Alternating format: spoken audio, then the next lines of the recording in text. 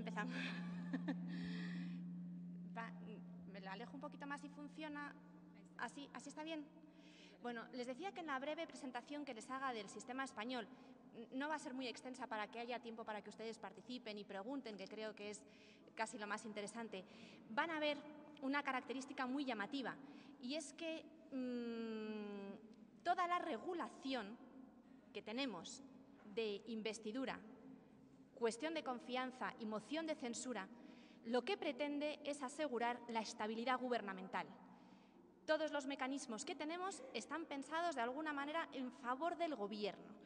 Es decir, que aquí sí que podemos ver que el parlamentarismo está un poquito escorado en favor del Gobierno, pero también veremos que tiene su sentido. ¿Por qué? ¿Cómo se ha llegado a la situación que tenemos en la actualidad?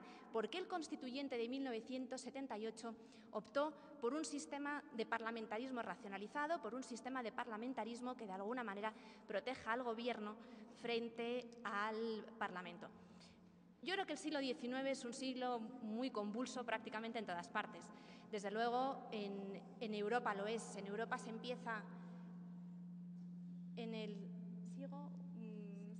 En Europa se empieza en el siglo XIX con el sistema parlamentario, después de la Revolución Francesa. Inglaterra ya lo tenía, pero siglo XIX y siglo XX, primera mitad del XX, son etapas muy complicadas para el parlamentarismo. Simplemente por ponerles un ejemplo, durante la Tercera República Francesa, es decir, entre 1875 y 1934, es decir, en 59 años habrá 96 ministerios diferentes, simplemente en Francia.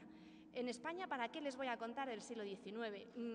Saberse la historia del siglo XIX español, del parlamentarismo español, es casi misión imposible.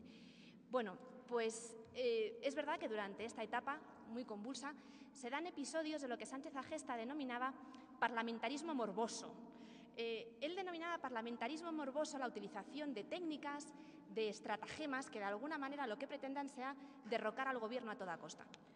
Frente a este parlamentarismo morboso, frente a la inestabilidad gubernamental, con lo que nos encontramos en el periodo de entreguerras y especialmente después de la Segunda Guerra Mundial, son con nuevas constituciones que lo que van a intentar es fortalecer al Gobierno precisamente para evitar esta inestabilidad gubernamental. Y esto es lo que se conocerá como parlamentarismo racionalizado, que pasará especialmente a la Ley Fundamental de Bonn, a la Constitución alemana de 1949, que se la cito no por nada, sino porque es la Constitución en la que los padres constituyentes españoles de 1978 se van a inspirar, de forma que el mecanismo tanto de la investidura como de la cuestión de confianza como de la moción de censura están muy tomados del modelo alemán, simplemente para que lo tengan presente a lo largo de toda la exposición.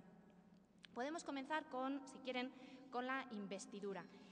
En relación con la investidura, lo que sí que les quería comentar es que ni muchísimo menos es inherente al sistema parlamentario. Hay sistemas parlamentarios en los que no se da un otorgamiento expreso de la confianza. Nos podemos poner, por ejemplo, en el caso de Inglaterra, de Gran Bretaña. En el Reino Unido, como es sabido, el candidato que gana las elecciones al día siguiente, la reina le pide que forme gobierno y a partir de ese momento es primer ministro, porque se le presume la confianza de las cámaras, es un otorgamiento implícito de la confianza.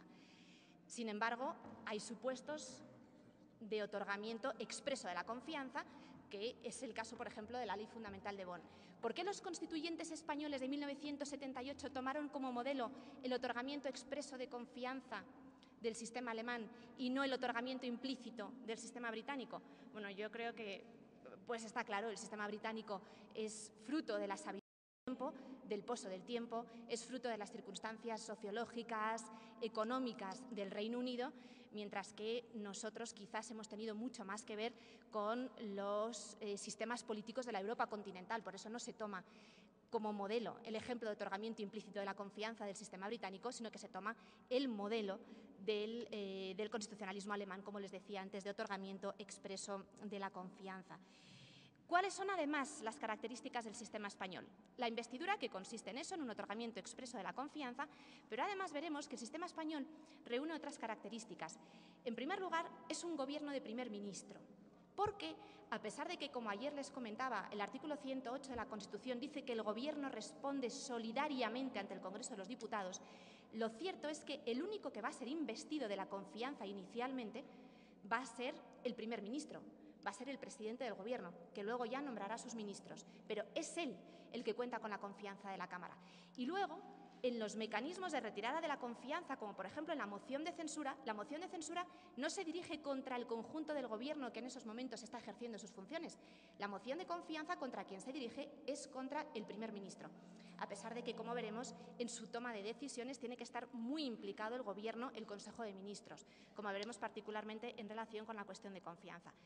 Y luego, es un bicameralismo imperfecto, típico caso de bicameralismo imperfecto. Como ya les contaba ayer, nosotros tenemos un Congreso y un Senado.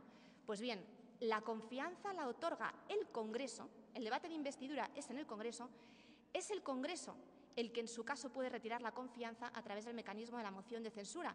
Y es ante el Congreso ante el cual el presidente del Gobierno va a plantear la cuestión de confianza, de forma que el Senado aquí, por decirlo de alguna manera, no tiene ninguna relevancia. Es decir, típico caso de bicameralismo imperfecto en el que el Congreso adquiere mucha más importancia que la que tiene el Senado. ¿En qué supuestos procede la designación por parte del Congreso de los Diputados de primer ministro? Es decir, ¿en qué supuestos procede la investidura de un presidente del Gobierno? Por supuesto, tras la celebración de elecciones generales y al comienzo de la nueva legislatura. Tras la pérdida de la confianza parlamentaria por denegación de una cuestión de confianza, que luego veremos cómo es y cómo se articula, y tras la dimisión o fallecimiento del presidente del Gobierno. Estos son básicamente los tres casos en los que procede investir un nuevo presidente del Gobierno. ¿Cómo funciona? Tenemos en la investidura una primera fase, que sería la fase de la formación de candidatura. Vemos que el artículo 99 lo dice claramente, que después de cada renovación del Congreso de los Diputados y en los demás supuestos constitucionales en que así proceda, el Rey, previa consulta con los representantes designados por los grupos políticos con representación parlamentaria y a través del presidente del Congreso, propondrá un candidato a la presidencia del Gobierno. De aquí me gustaría llamar la atención sobre dos cuestiones. La propuesta del Rey realmente no tiene lugar hasta que las cámaras ya se han constituido. Si ustedes recuerdan, yo les comentaba ayer que si las elecciones habían sido el 20 de noviembre, hasta el 13 de diciembre no se van a constituir, no es cuando van a tomar posesión los parlamentarios, cuando se va a nombrar además a la mesa, cuando se va a elegir a la mesa y al presidente del Congreso. Y luego puede transcurrir bastante tiempo entre lo que es la constitución de las cámaras y la investidura, porque la formación o la presentación por parte del Rey al presidente del Congreso de los Diputados de candidato a presidente del Gobierno es más o menos automática según las mayorías obtenidas. En este caso, bueno, pues el Rey me imagino que hará una ronda, me imagino que pues, alrededor del 14-15 de diciembre, con los representantes, no de los grupos parlamentarios, con los representantes de las formaciones políticas que hayan obtenido representación en el Congreso de los Diputados. Es decir, que tendrá que hacer una ronda por lo menos con 13 personas. Y hay otra cosa que les quería comentar. No tiene diputado el que asista a hablar con el Rey.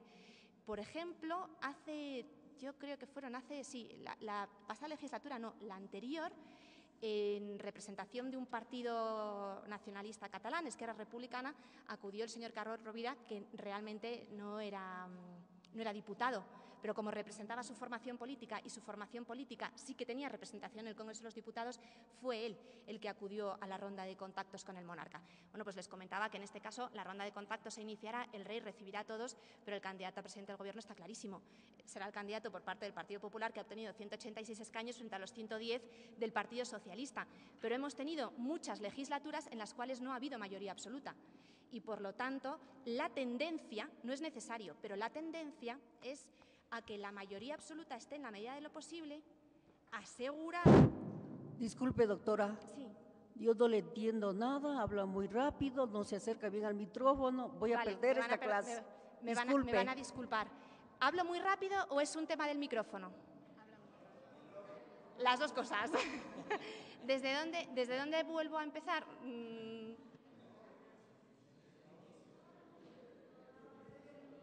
Pues me van a disculpar. ¿Desde la formación de la candidatura está bien? ¿Sí? ¿Así se me oye? ¿Sí? Perdonen ustedes, pero es que tienen razón que hablo rapidísimo.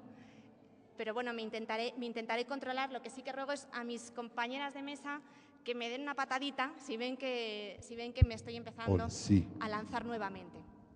Bueno, les comentaba, lo primero que va a hacer el rey después de que las cámaras se constituyan es tener una ronda de contactos con los representantes de las formaciones políticas en el Congreso de los Diputados. ¿Vale? Que esas formaciones políticas no se corresponden exactamente a los grupos parlamentarios, porque grupos parlamentarios habrá 5 o 6 y formaciones políticas hay 12. Pero bueno, en este caso es accesorio, no importa. Que la candidatura también estará clara en este caso, porque hay un partido que ha obtenido la mayoría absoluta, que es el Partido Popular con 186 escaños. Y por lo tanto lo que hará el rey es proponer al presidente del Congreso que el candidato a la investidura sea el presidente del Partido Popular. Hasta ahí más o menos claro, ¿no? Bueno, pues una vez que el rey proponga al presidente del Congreso el candidato a presidente del Gobierno, que será el presidente del Partido Popular, puesto que es el que ha obtenido la mayoría absoluta, es cuando ya se iniciará propiamente el debate de investidura. Y luego, la otra cosa que les había comentado es que, en este caso, la propuesta del rey, después de las consultas, que son obligatorias porque lo dice la Constitución y además porque estamos en un régimen parlamentario y por lo tanto es lo natural, es lo que hay que hacer, en este caso la propuesta del monarca está clarísima, porque hay mayoría absoluta de un partido. Pero ha habido muchas legislaturas en las que los grupos parlamentarios han tenido que pactar antes. Pues en aquellas legislaturas en las que o el Partido Popular o el Partido Socialista, que son los que realmente tienen representación como para tener aspiraciones a formar gobierno en todas las legislaturas, han tenido que pactar con partidos nacionalistas que han sido partidos bisagra. Y esos pactos llevan tiempo. Por lo tanto, hay casos en los que esa presentación de la candidatura por parte del rey al presidente del Congreso para que se produzca el debate de investidura tarda algo más, es algo más lenta. ¿Voy bien de ritmo? ¿Ahora? ¿Sí? Vale. Otra cosa que les había comentado es que en la práctica las consultas